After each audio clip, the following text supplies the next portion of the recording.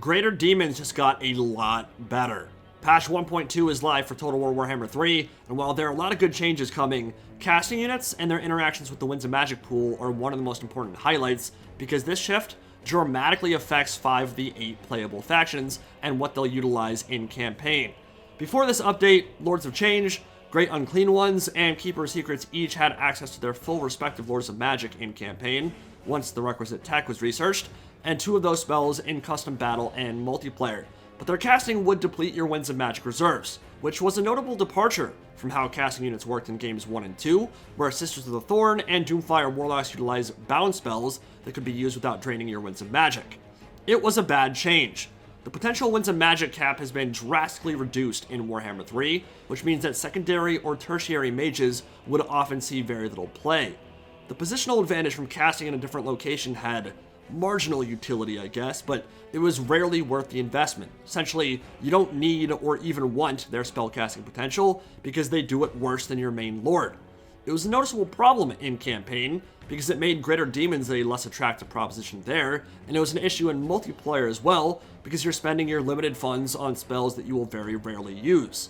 Thankfully, that has been addressed in patch 1.2. Greater Demons and the Wuxing War Compass now utilize bound spells that have 1 charge and 2 charges each, respectively, which in the case of campaign means each Greater Demon in your army can now cast the entire Lore of Magic once, for free, without impacting your Winds of Magic pool in any way. Needless to say, this makes doomstacking Greater Demons significantly more viable, as you would previously gain marginal to 0 benefit from having multiple casters outside your legendary lord. This is a substantial buff to units like Lords of Change or Great Unclean Ones, because you can now cast extremely good spells like Fleshy Abundance or Tzeentch's Firestorm multiple times without limiting the output or effectiveness of your legendary lords. Even better, this change will carry over to your old campaigns as well. My Kugas session that I haven't played since February has all the changes in regards to bound spells now. There is no Winds of Magic cost associated with any Greater Demons anymore, even in the old playthroughs. Now there is a potential downside to this, in that once Chaos Lords for each god and melee-only characters are added in each faction's lord slot, you will no longer be able to bring a Greater Demon SEM and use that as your main caster. 1 charge for each spell will no longer cut it at that point. But I think the trade-off is very much worth it for a faction like Tzeentch, or especially Nurgle, that simply didn't have enough arcane generation to cast multiple heals from their normal Great Unclean Ones.